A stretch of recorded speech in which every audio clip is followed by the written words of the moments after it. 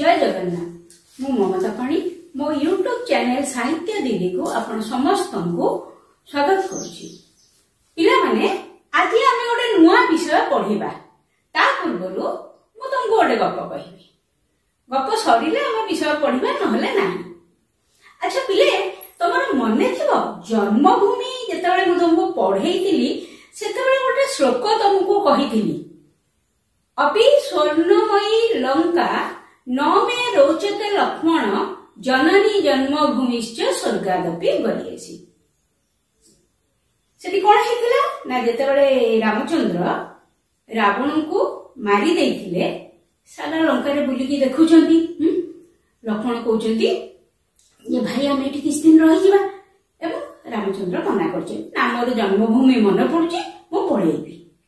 तो तापर तो समान पळेइ आछंती अयोध्या। गपटा एठू ही स्टार्ट करूची जोठू मु से दिन अधा छाडीथिली।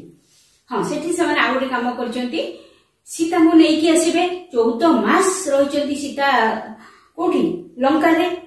तो रामचंद्र सीता कर सेठी अग्नि परीक्षा करछंती जे केते दूर सीता सती काय मन वाक्य रे से सती की नाही सेठी पई सीता को सेठी अग्नि परीक्षा दबाको पड़िची।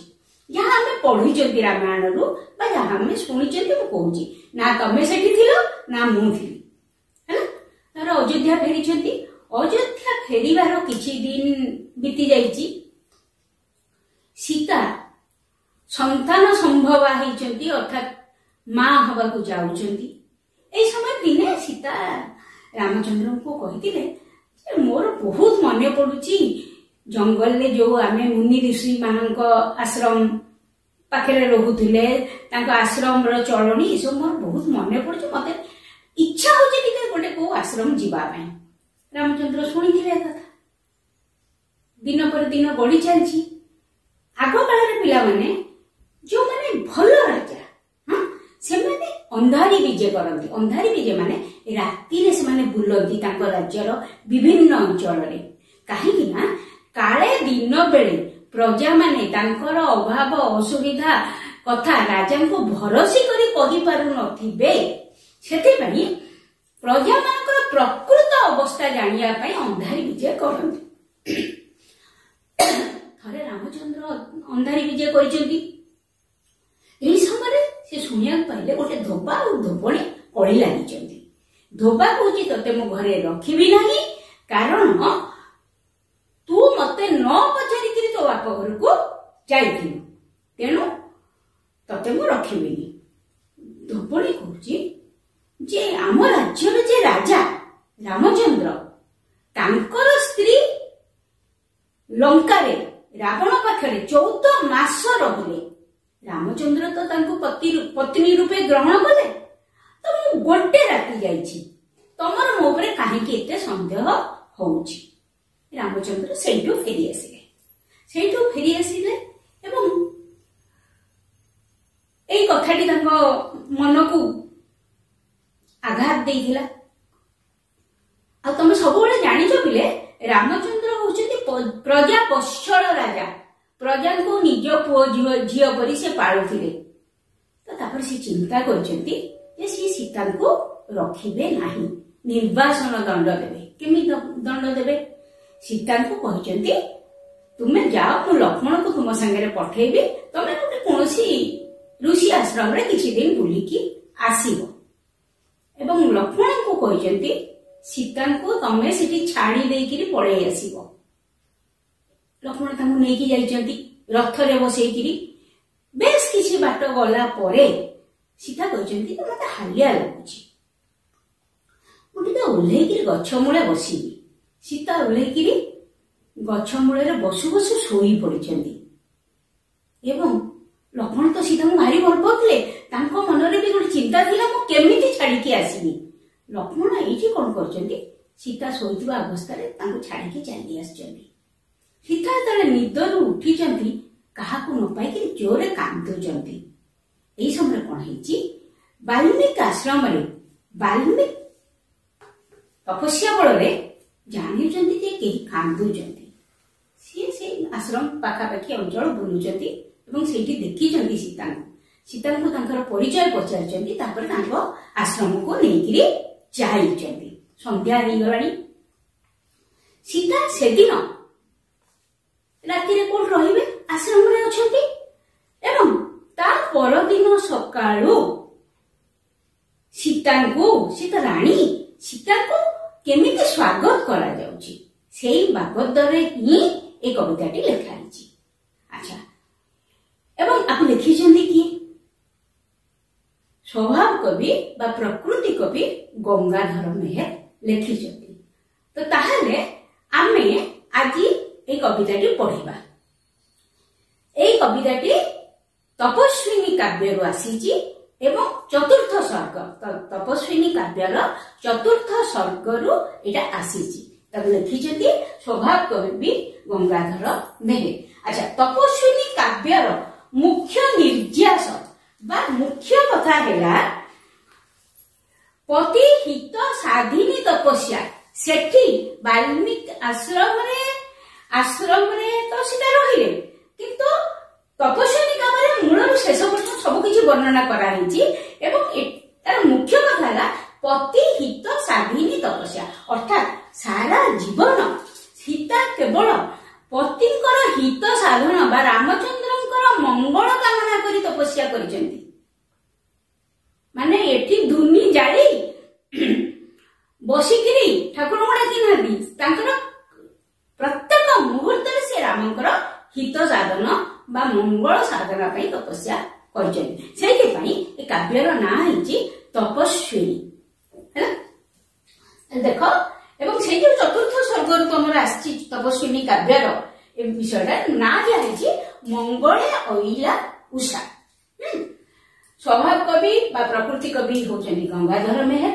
তাঙ্কর জন্মস্থান হচ্ছে বরগড়র বরপালি অঞ্চল এবং 1862 সে জন্ম হয়েছিল।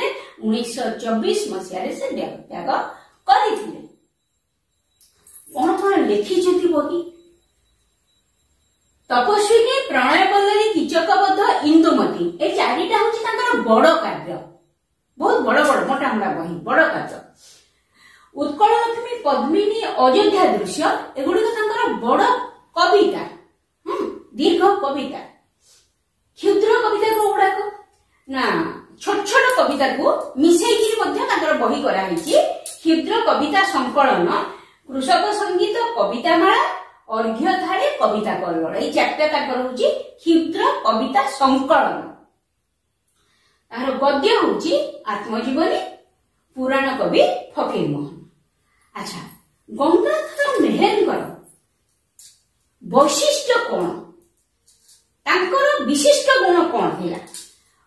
ପ୍ରଥମ ହେଲା ପ୍ରକୃତି ଭିତରେ ମାନବିକତାର ଆରୋପ।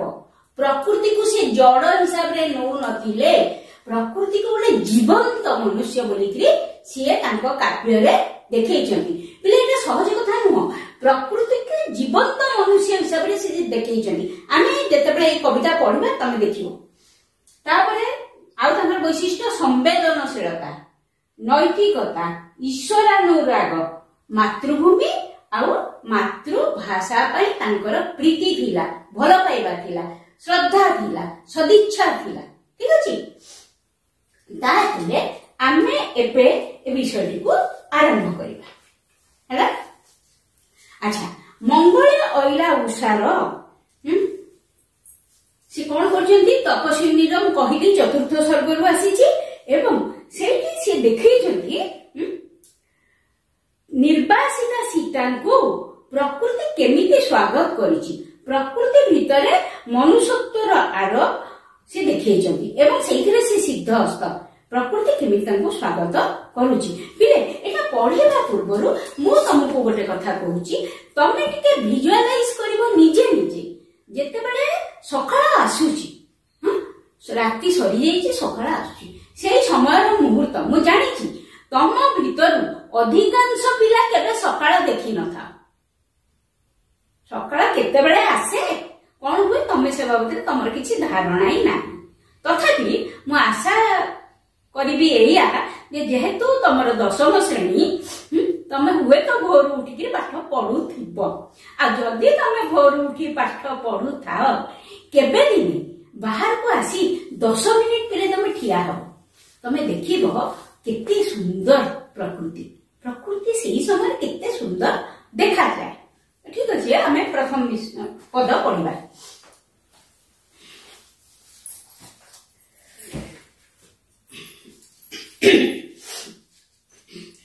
मंगले अइला उषा बिकचरा जीव दृशा जानकी दर्शन तृषा हृदये बहि कर पल्लवे निहार मुक्ता धरी उपहार सतींक बास बाहार प्रांगणे रही कलकंठ कंठे कहिला दर्शन दिय सती राती पाहिला। अच्छा देख बोले ये उषा उषा माने सकाळ को समय उषा कहा जाए जे जेतेबेले सूर्य पूरा पूरी उठी न थांती आकाश गोटे गेरुआ रंग दिसुଥାଏ सूर्य को उठिबार पूर्व मुहूर्त सेटा को कवि वर्णना करछन्ती जे मंगळे ओइला उषा मंगळे मंगळे माने बिले गोटे मंगलमय मुहूर्त बा शुभ मुहूर्त बा ब्राह्म मुहूर्त जोटा को आमे कहिबा ब्राह्म मुहूर्त। ब्राह्म मुहूर्तर अर्थ सूर्य पूरा पूरी आसी नथिबे कि राति पूरा पूरी सरी नथिबो गोटे भोर भोर समय। हाँ सेतले देखिबो तमे पूर्व आकाश पूरा लाल रंग हो जाय थाए तापरे हमें सूर्य को देखु सूर्य को आसीबार पूर्वाकाश ठीक देख पिले मु जो रंगर ब्लाउज पिंची सेई रंग दिसु थाए आकाश हैला कहउछन्ती मंगळे ओइला उषा बिकच राजीव दृशा। मंगळ माने एति गोटे मंगलमय मुहूर्त रे एठी से उषा बा सकाळ को मनिष बोली कि देखौछन्ती मनुष्यत्व आरोप करछन्ती उषा उपरे सकाळ उपरे से जो ब्राह्म मुहूर्त सेमिति मुहूर्त रे कवि कहउछन्ती जे उषा आसुची अर्थात सकाळ आसुची।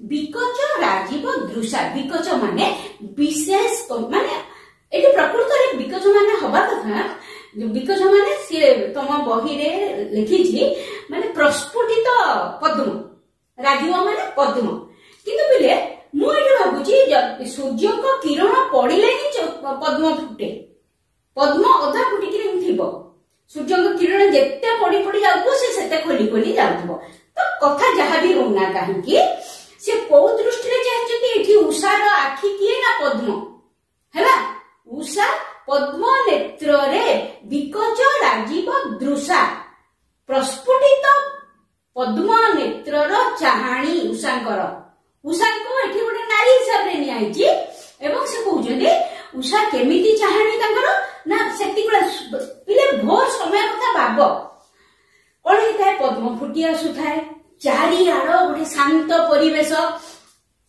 गछ मानकर फूल फुटुଥାଏ चढ़ई माने किचिर मिचिर होतांती काना मनुष्य उठियार बहु पूर्व से उठी थांती एवं मनुष्य शोइबार बहु पूर्व से शोई थांती किचिर मिचिर करुथांती चारिआड़े गोटे शांत परिवेश एवं सेतिके बेले कवि कहउछन्ती सेमती गोटे मंगलमय मुहूर्त रे उषा ओल्हेई आसुचन्ती कहा पाखको ना सत्य जेमिति सीए सीता को दर्शन करिया पई आछन्ती मु एटा तुमको कहूची जे यार पूर्व राति सीतांकर वाल्मीकि आश्रम रे कटिची प्रथम प्रभात जेतेबेले उषा आसुचन्ती कवि वर्णना करचन्ती सीता को सी देखा करिया को आसुचन्ती उषा आसुचन्ती केमिति आखिरे से आसुचन्ती ना सत्य जेमिति उषांकर आखि होची बा उषांकर चाहणी होची पद्म नेत्र पद्म चाहणी एठी पद्म को आखि सहित तुलना कराइछि जानकी दर्शन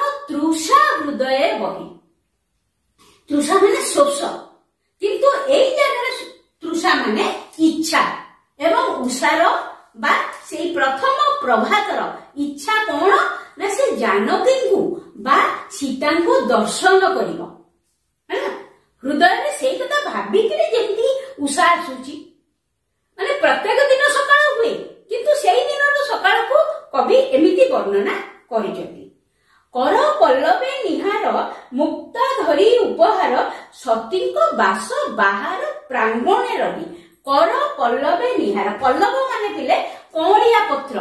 କଅଁଳିଆ ପତ୍ରଟା କୋଉଠି ଥାଏ ନା ଗଛର ଅଗ୍ରଭାଗରେ କଅଁଳିଆ ପତ୍ର। ଈଷତ୍ ଲାଲ ରଙ୍ଗର। ଏଠି କର ପଲ୍ଲବେ ନିହାର। କର ମାନେ ହାତ। ଦେଖ କରର ଚାରିଟା ଅର୍ଥ ପିଲେ। କର ମାନେ ହାତ, କର ମାନେ କରିବା, କର ମାନେ କିରଣ, କର ମାନେ ଖଜଣା। ଆଚ୍ଛା ଏଇ ଯୋଉ ହାତ ବା ହାତର ଯୋଉ ପାପୁଲି ତମେ ଦେଖିବ ପିଲେ ଈଷତ୍ ଲାଲ ରଙ୍ଗ, ଟିକେ ଲାଲି ରଙ୍ଗ। ଠିକ ସେମିତି ଗଛର କଅଁଳିଆ ପତ୍ରକୁ ପଲ୍ଲବ କୁହାଯାଏ। ପତ୍ର ମଧ୍ୟ କଅଁଳିଆ ପତ୍ର ମଧ୍ୟ ଈଷତ୍ ଲାଲ ରଙ୍ଗର। ଆଚ୍ଛା ଉଷା ଯେତେବେଳେ ଆସୁଛନ୍ତି ଗୋଟେ ରାଜ୍ୟର ରାଣୀକୁ ଦେଖା କରିବା ପାଇଁ, ଆମେ ଯେତେବେଳେ ରାଜା ରାଣୀକୁ ଦେଖା କରିବାକୁ ଯାଉ ସେତେବେଳେ ଆମେ କିଛି ଉପହାର ନଉ। ଏଇଠି କବି କହୁଛନ୍ତି ଉଷା କି ପ୍ରକାର ଉପହାର ଆଣିଛନ୍ତି ନା କର ପଲ୍ଲବେ ନିହାର ରୂପକ ମୁକ୍ତା। ନିହାର, ନିହାର ମାନେ କାକର ବିନ୍ଦୁ। ସକାଳ ହେଇ ଆସୁଛି, ଗଛର ପତ୍ର ମାନଙ୍କରେ କାକର ପଡିଛି, କଅଁଳିଆ ପତ୍ର ଉପରେ କାକର ପଡିଛି, ଆଉ ସେ କାକର ବିନ୍ଦୁ ଗୁଡିକ କେମିତି ଦିଶୁଛି ନା ମୁକ୍ତା ପରି ଦିଶୁଛି। ଏଠି ଉଷାଙ୍କର ହାତ ହଉଛି କିଏ ନା ପଲ୍ଲବ ବା କଅଁଳିଆ ପତ୍ର।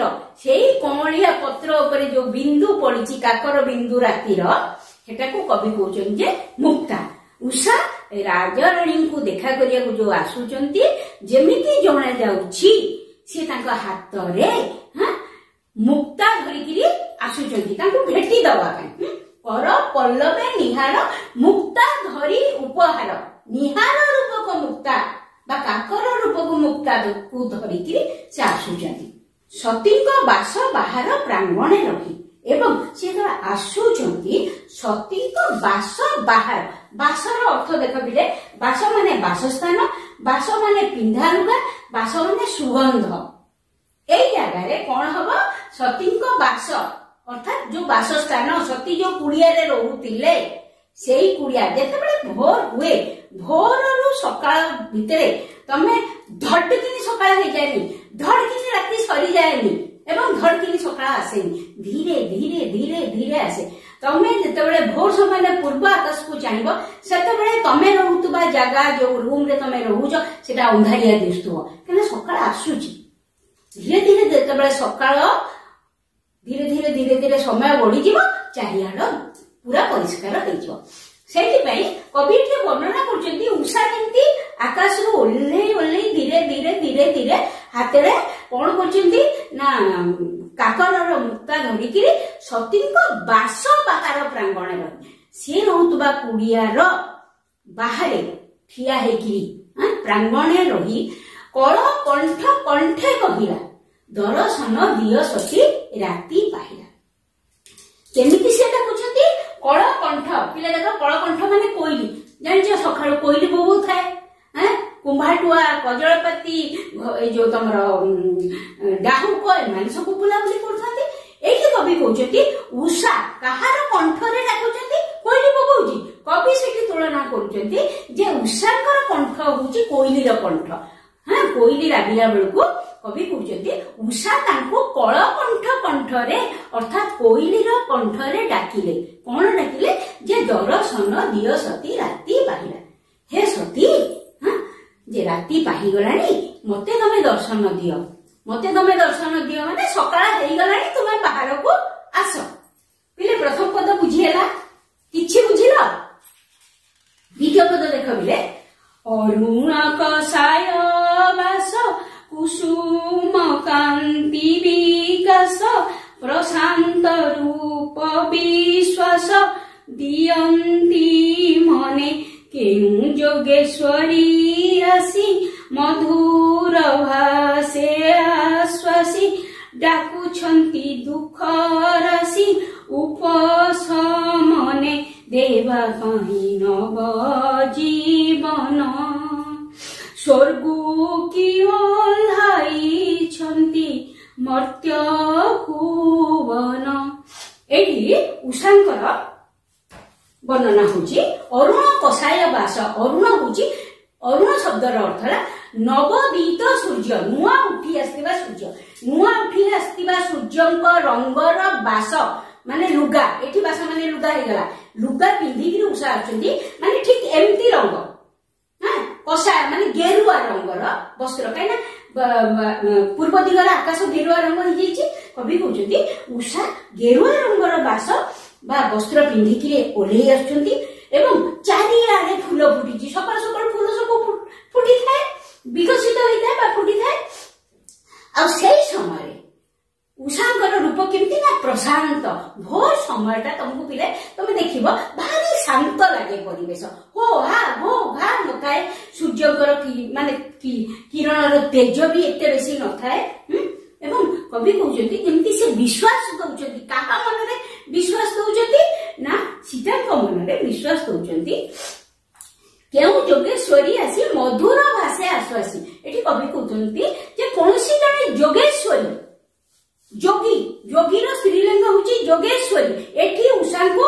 जोगेश्वरी बोली कहुई जो अरुण कषाय बास बा गेरुआ रंग वस्त्र देखिक कवि कहते कौन जड़े जोगेश्वरी आसिक मधुर भाषे आसुआसी मधुर भाषा एठी मुद्रेश अच्छी भाषे भाषे माने कहवा दंतेश भाषे हो गले भाषिबा मधुर भाषे आसुआसी मधुर भाषा रे आश्वासना देकी कहउचंती डाकुचंती जे काहेकि डाकुचंती दुख राशि उपशमने सीता से दिन राति जो सोईचंती केते दुख ताको भीतर थिबो माने सी जाहाको सबुठु अधिक भल पांदी माने स्वामी तांको निर्वासित दंड दैचंती केते दुख सेठी उषा जेमती लागुची उषा तांको डाकुचंती तांको भीतर थिबा समस्त दुख को उपशम करि नेबा पाई बा काढी नेबा पाई तांको भितरु समस्त दुख एवं गोटे नुआ जीवन देबा पाई आछथि पिला माने राति सब बेले लागे माने समस्त को मृतवत कर दे थाए राति रे कोनोसी कार्य न थाए मल्ला परिका लोक पड़ी थांती एवं सकाळ जेतेबेले आसे गोटे नुआ जीवन गोटे नुआ आशा गोटे नुआ उद्दीपना नेकी आसे एठी से कथा कहउचंती जे स्वर्ग को ओल्हाई छंती मर्त्य भवने स्वर्गरु उषा ओल्हाई आसी छंती की मर्त्य को काहे की आसी छंती ना सीतांकर समस्त दुख को दूर करिबा पानी पिला आज एतिकी थाउ या पर क्लास रे आमे बाकी तक पढिबा।